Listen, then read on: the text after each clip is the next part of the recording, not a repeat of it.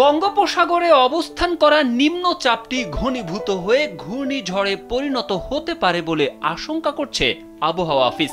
শনিবার আবহাওয়াবিদ একেএম নাজমুল হকের স্বাক্ষর করা এক বিশেষ বিজ্ঞপ্তিতে এ তথ্য জানানো হয়েছে। বিজ্ঞপ্তিতে বলা হয়েছে, দক্ষিণ পূর্ব বঙ্গোপসাগর ও এর কাছাকাছি এলাকায় অবস্থান করা নিম্নচাপটি পশ্চিম উত্তর পশ্চিম দিকে অগ্রসর হয়ে বর্তমানে একই এলাকায় অবস্থান করছে।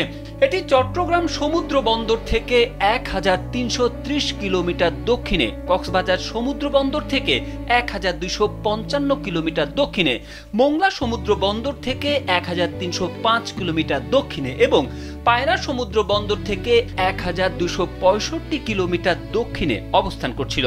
এটি আরো পশ্চিম উত্তর পশ্চিম দিকে অগ্রসর ও ঘনীভূত হয়ে ঘূর্ণিঝড়ে পরিণত হতে পারে। নিম্নচাপ কেন্দ্রের নিকটবর্তী এলাকায় সাগর উত্তাল রয়েছে। এই পরিস্থিতিতে চট্টগ্রাম, কক্সবাজার, মোংলা ও পায়রা সমুদ্র বন্দরকে ১ নম্বর দূরবর্তী সতর্ক সংকেত দেখিয়ে যেতে বলা হয়েছে। সেই সঙ্গে উত্তর বঙ্গোপসাগর ও গভীর সাগরে অবস্থান করা সব মাছ ধরার নৌকা ও ট্রলারকে পরবর্তী নির্দেশ না দেওয়া পর্যন্ত উপকূলের কাছাকাছি এসে সাবধানে চলাচল করতে বলা হয়েছে।